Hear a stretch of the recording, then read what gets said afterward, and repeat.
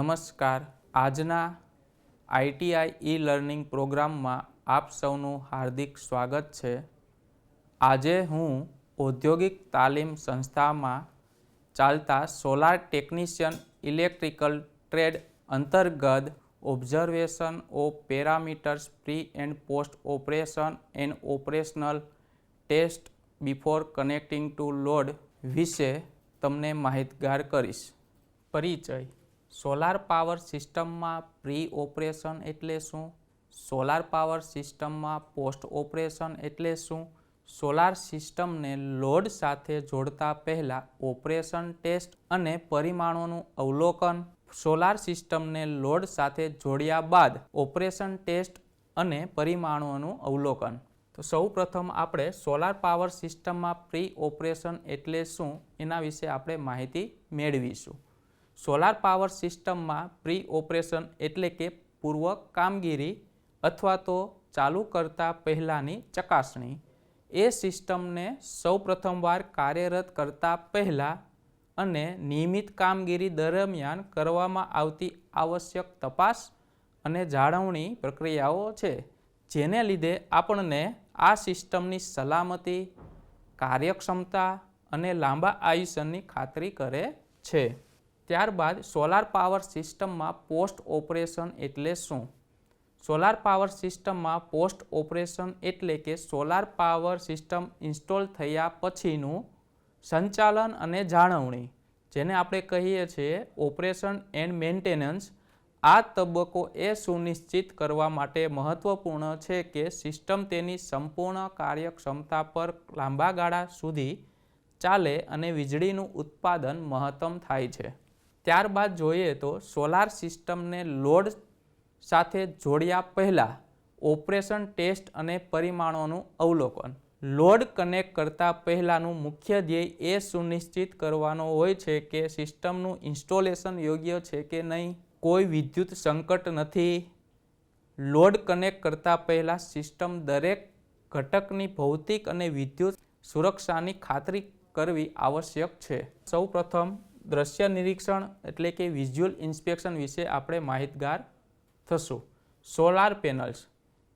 Panels પર કોઈ ભૌતિક નુકસાન જેમ કે તેના પર તિરાડો, ત્યારબાદ તેના પર પક્ષીઓની ચરક કે કોઈ ગંદકી નથી તે તપાસવું જોઈએ.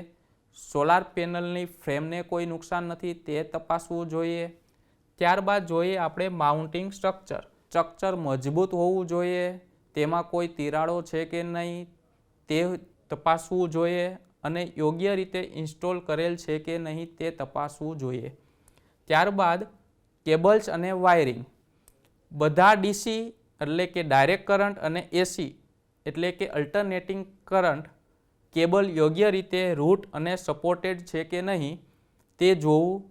કેબલ પર ક્યાંય ઇન્સ્યુલેશન ડેમેજ નથી તે તપાસવું. જો ઇન્સ્યુલેશન ડેમેજ હશે તો વાયર ગરમ થશે અને ઘણી જગ્યાએ આગ પણ લાગવાની સંભાવના રહેશે.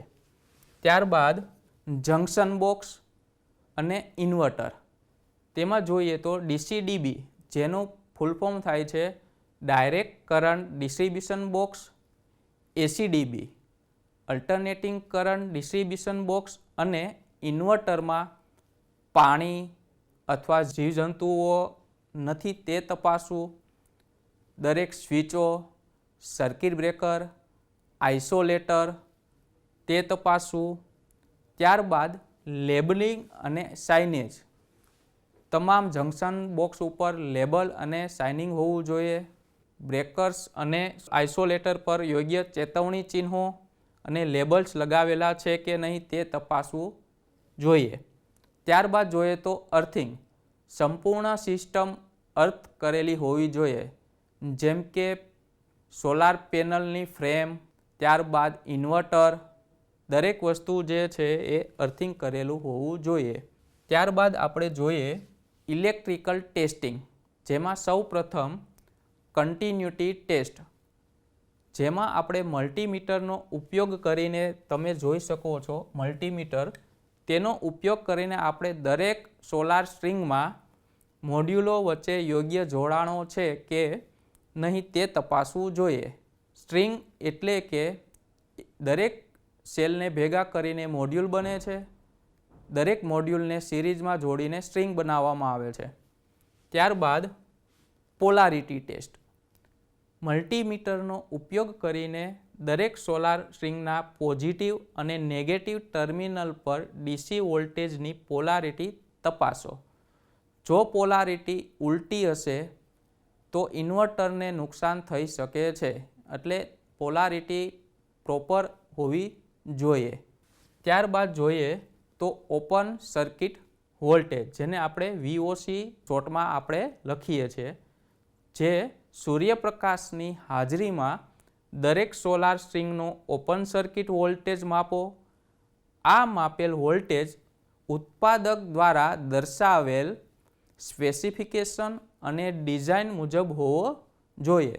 સામાન્ય રીતે ±10%ની અંદર હોવો જોઈએ. ત્યારબાદ શોર્ટ સર્કિટ કરંટ, જેને શોર્ટમાં કહીએ ISC, જેને આપણે માપવા માટે ક્લેમ્પ મીટરનો ઉપયોગ કરશું. દરેક સ્ટ્રિંગમાં કેટલો શોર્ટ સર્કિટ કરંટ આવે છે તે માપવાનો. તેને આધારે ઉત્પાદક દ્વારા દર્શાવેલ સ્પેસિફિકેશન અને ડિઝાઇન મુજબ હોવો જોઈએ. સામાન્ય રીતે ±10%ની અંદર હોવો જોઈએ, જે તમે ક્લેમ્પ મીટર તમે જોઈ શકો છો. ત્યારબાદ insulation resistance test. Insulation resistance test માપવા માટે મેગર અથવા તો ઇન્સ્યુલેશન રેઝિસ્ટન્સ ટેસ્ટરનો આપણે ઉપયોગ કરી શકીએ છીએ, જેમાં DC અને AC બંને બાજુના કેબલ્સનું અર્થ સામે ઇન્સ્યુલેશન રેઝિસ્ટન્સ તપાસવું. ત્યારબાદ રેઝિસ્ટન્સ 1 મેગા ઓહમ કરતાં વધુ હોવો જોઈએ, જે વિદ્યુત સુરક્ષાની ખાતરી કરે છે. આ લીકેજ કરંટને અટકાવે છે અને ઇલેક્ટ્રિક શોકના જોખમને ઘટાડે છે. ત્યારબાદ અર્થિંગ રેઝિસ્ટન્સ ટેસ્ટ. સુરક્ષા માટે યોગ્ય અર્થિંગ સિસ્ટમ હોવી ખૂબ જ જરૂરી છે. અર્થિંગ પીટનું રેઝિસ્ટન્સ માપવામાં આવે છે. આદર્શ રીતે તે ચોક્કસ મર્યાદામાં હોવું જોઈએ. તે સામાન્ય રીતના 5 ઓહમ અથવા તેનાથી ઓછું હોવું જોઈએ. ત્યારબાદ ફંક્શનલ ટેસ્ટ. તમામ સ્વિચો, સર્કિટ બ્રેકર, આઇસોલેટર અને પ્રોટેક્શન ડિવાઇસ યોગ્ય રીતના કાર્ય કરે છે કે નહીં તે તપાસવું. ત્યારબાદ જોઈએ તો સોલાર સિસ્ટમને લોડ સાથે જોડ્યા બાદ કઈ કઈ બાબતોનું ધ્યાન રાખવામાં આવે છે તેના વિશે માહિતી મેળવીશું. એકવાર પ્રી ઓપરેશન ટેસ્ટ સફળતાપૂર્ણ થયા પછી સિસ્ટમને લોડ સાથે કનેક્ટ કરી શકાય છે. ઓપરેશન દરમિયાન નીચેના પેરામીટર્સનું નિરીક્ષણ કરવામાં આવે છે, જેમાં આપણે ઇન્વર્ટર ડિસ્પ્લે મોનિટર ઉપર બધી વસ્તુ જોઈ શકીશું. જેમ કે ઇન્વર્ટરના ડિસ્પ્લે અથવા મોનિટરિંગ એપ્લિકેશન પર નીચેના રીડિંગ તપાસો, જેમાં DC વોલ્ટેજ અને કરંટ, PV એરે એટલે કે ફોટોવોલ્ટેઇક એરે, એમાંથી આવતો ઇનપુટ DC વોલ્ટેજ અને DC કરંટ તપાસો. તે ઉત્પાદક દ્વારા આપેલ સ્પેસિફિકેશન અને ડિઝાઇન મુજબ હોવો જોઈએ. એવી જ રીતના AC વોલ્ટેજ અને કરંટ, ઇન્વર્ટર દ્વારા ઉત્પન્ન થતો આઉટપુટ AC વોલ્ટેજ સામાન્ય રીતના 230 વોલ્ટ સિંગલ ફેઝ અને 400 અથવા 415 વોલ્ટ 3 ફેઝ અને કરંટ તપાસો. ફ્રીક્વન્સી 50 હર્ટ્ઝ હોવી જોઈએ તે તપાસવું. ત્યારબાદ પાવર આઉટપુટ. સિસ્ટમ દ્વારા જનરેટ થતો આઉટપુટ પાવર, જેને આપણે કિલોવોટ અથવા તો મેગાવોટમાં તપાસશું. તે સૂર્યપ્રકાશની તીવ્રતા અને તાપમાનને આધારે અપેક્ષિત સ્તર પર હોવું જોઈએ. આઉટપુટની ઉત્પાદક દ્વારા દર્શાવેલ સ્પેસિફિકેશન અને ડિઝાઇન મુજબ હોવો જોઈએ. ત્યારબાદ પરફોર્મન્સ રેશિયો, જેને આપણે શોર્ટમાં કહીએ છીએ PR. સિસ્ટમનું વાસ્તવિક ઉર્જા ઉત્પાદન અને સૈદ્ધાંતિક થિયોરિટિકલ મહત્તમ ઉત્પાદન વચ્ચેનો ગુણોત્તરને આપણે પરફોર્મન્સ રેશિયો તરીકે ઓળખીએ છીએ, જેને આપણે ટકાવારીમાં દર્શાવવામાં આવે છે. PR એ સિસ્ટમની ગુણવત્તાનું મુખ્ય સૂચક છે. Power factor. Output power factor આદર્શ રીતના 1ની નજીક હોવો જોઈએ. ત્યારબાદ તાપમાન. સોલાર મોડ્યુલ અને ઇન્વર્ટરનું ઓપરેટિંગ તાપમાન મોનિટર કરો. વધુ પડતું તાપમાન કાર્યક્ષમતા ઘટાડી શકે છે, એટલે કે એફિશિયન્સીમાં એમાં ઘટાડો થશે અથવા તો સાધનોને પણ નુકસાન પહોંચાડે છે. એલાર્મ અને એરર કોડ્સ. ઇન્વર્ટરના એલઈડી ડિસ્પ્લે પર કોઈપણ ચેતવણી અથવા એરર કોડ માટે નિયમિતપણે તપાસો. સમસ્યાના કિસ્સામાં સમસ્યા નિવારણ માટે ઉત્પાદકનું મેન્યુઅલ તપાસો. ત્યારબાદ સોલાર ઇરેડિયેશન. સાઇટ પર સૌર કિરણોત્સર્ગી માત્રા, જેને આપણે W/m² માં માપવા માટે પાયરાનોમીટર જેવા સાધનોનો ઉપયોગ કરવો. આનાથી સિસ્ટમની કાર્યક્ષમતાની ગણતરી કરવામાં મદદ મળે છે. જે તમે આકૃતિમાં જોઈ શકો છો એ પાયરાનોમીટર છે. ત્યારબાદ સારાંશ. આ તમામ પરીક્ષણો અને નિરીક્ષણોનો હેતુ સિસ્ટમની કાર્યક્ષમતા, સલામતી અને લાંબા ગાળાની વિશ્વસનીયતા સુનિશ્ચિત કરવાનો છે. આ પ્રક્રિયાઓનું પાલન કરીને સોલાર સિસ્ટમ સુરક્ષિત રીતે અને શ્રેષ્ઠ રીતે કાર્ય કરી શકે છે. ત્યારબાદ આપણે MCQ જોશું. સોલાર સિસ્ટમને લોડ સાથે જોડતા પહેલાં કયું પરીક્ષણ કરવું આવશ્યક છે? એ ઓપ્શન છે insulation resistance test, B option છે short circuit current test, C option છે open circuit voltage test, D option છે ઉપરોક્ત તમામ. તો આનો જવાબ આવશે ઉપરોક્ત તમામ. ત્યારબાદ બીજો MCQ છે સોલાર પેનલના ઓપન સર્કિટ વોલ્ટેજનું અવલોકન શા માટે કરવામાં આવે છે? એમાં એ ઓપ્શન છે પેનલની શારીરિક સ્થિતિ તપાસવા માટે, બી ઓપ્શન છે પેનલના આઉટપુટ વોલ્ટેજને ઉત્પાદકની વિશિષ્ટતાઓ સાથે સરખાવવા માટે, સી ઓપ્શન છે સિસ્ટમનો મહત્તમ પ્રવાહ માપવા માટે, ડી ઓપ્શન છે બેટરીનું કદ નક્કી કરવા માટે. આનો જવાબ આવશે બી, પેનલના આઉટપુટ વોલ્ટેજને ઉત્પાદકની વિશિષ્ટતાઓ સાથે સરખાવવા માટે. ત્યારબાદ ત્રીજો MCQ છે સોલાર સિસ્ટમના ઓપરેશન દરમિયાન કયું પરિમાણ સતત મોનિટર કરવામાં આવે છે? એ ઓપ્શન છે આસપાસનું તાપમાન, બી ઓપ્શન છે આઉટપુટ પાવર, સી ઓપ્શન છે સિસ્ટમ વોલ્ટેજ, ડી ઓપ્શન છે બી અને સી બંને. તો આમાં જવાબ આવશે ડી ઓપ્શન, બી અને સી બંને. ત્યારબાદ MCQ ચોથો, લોડ સાથે કનેક્ટ કર્યા પછી જો સિસ્ટમ અપેક્ષિત પાવર ન આપે તો સંભવિત કારણ શું હોઈ શકે? તો એમાં એ ઓપ્શન છે પેનલ્સ પર પડછાયો, બી ઓપ્શન છે કેબલ્સમાં વોલ્ટેજ ડ્રોપ, સી ઓપ્શન છે ધૂળ જમા થવી, ડી ઓપ્શન છે ઉપરોક્ત તમામ. તો આમાં જવાબ આવશે ડી ઓપ્શન, ઉપરોક્ત તમામ.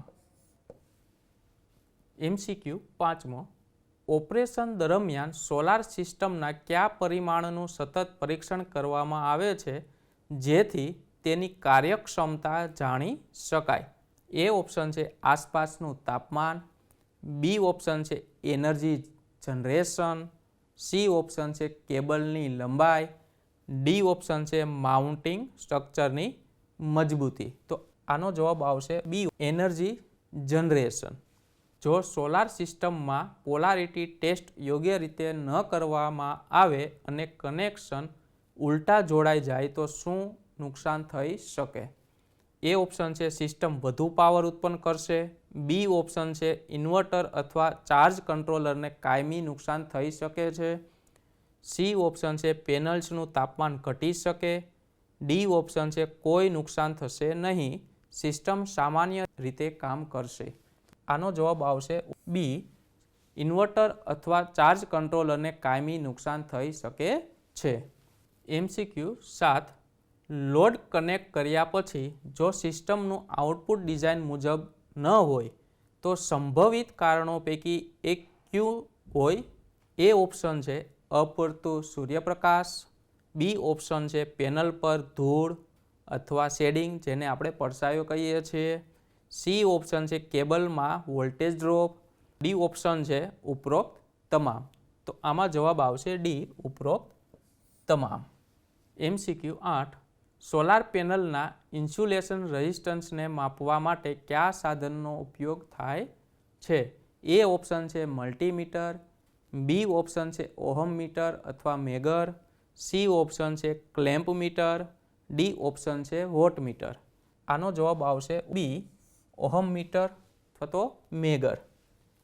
ત્યારબાદ MCQ 9 જો ઇન્વર્ટર પર ફોલ્ટ હોય તો ઇન્ડિકેટર લાઇટ સામાન્ય રીતે કયા રંગની હોય છે? એ ઓપ્શન છે લીલો, બી ઓપ્શન છે લાલ કે નારંગી, સી ઓપ્શન છે ભૂરો, ડી ઓપ્શન છે સફેદ. આનો જવાબ આવશે બી લાલ કે નારંગી. MCQ 10 સોલાર સિસ્ટમના ઓપરેશન અને મેન્ટેનન્સ માટે કયું પરિમાણ ગુણવત્તાયુક્ત પરિબળ ગણાય છે? એ ઓપ્શન છે open circuit voltage, B option છે short circuit current, C option છે પરફોર્મન્સ રેશિયો, ડી ઓપ્શન છે વોટેજ. તો આમાં જવાબ આવશે C option performance ratio. MCQ 11 solar system installation પછી ઇન્સ્યુલેશન રેઝિસ્ટન્સ ટેસ્ટ શા માટે કરવામાં આવે છે? એ ઓપ્શન છે સિસ્ટમની પાવર આઉટપુટ માપવા માટે, બી ઓપ્શન છે વિદ્યુત આંચકા અને લીકેજ ફોલ્ટ સામે સુરક્ષાની ખાતરી કરવા માટે, સી ઓપ્શન છે સૂર્યપ્રકાશની તીવ્રતા માપવા માટે, ડી ઓપ્શન છે ઇન્વર્ટરનું તાપમાન તપાસવા માટે. તો આમાં જવાબ આવશે બી વિદ્યુત આંચકા અને લીકેજ ફોલ્ટ સામે સુરક્ષાની ખાતરી કરવા માટે. MCQ 12 ઓપરેશન દરમિયાન કયા પરિમાણનું સતત નિરીક્ષણ સિસ્ટમની કામગીરી સુધારવામાં મદદ કરે છે? એ ઓપ્શન છે પવનની ઝડપ, બી ઓપ્શન છે આસપાસનું તાપમાન, સી ઓપ્શન છે આઉટપુટ પાવર અને વોલ્ટેજ, ડી ઓપ્શન છે સિસ્ટમનો ભૌતિક દેખાવ. તો આમાં જવાબ આવશે સી આઉટપુટ પાવર અને વોલ્ટેજ. MCQ 13 ઇન્વર્ટરનું મુખ્ય કાર્ય શું છે? એ ઓપ્શન છે ડીસી પાવરને ડીસી પાવરમાં રૂપાંતરિત કરવો, બી ઓપ્શન છે એસી પાવરને એસી પાવરમાં રૂપાંતરિત કરવો, સી ઓપ્શન છે ડીસી પાવરને એસી પાવરમાં રૂપાંતરિત કરવો, ડી ઓપ્શન છે એસી પાવરને ડીસી પાવરમાં રૂપાંતરિત કરવો. તો આમાં જવાબ આવશે સી ડીસી પાવરને એસી પાવરમાં રૂપાંતરિત કરવો.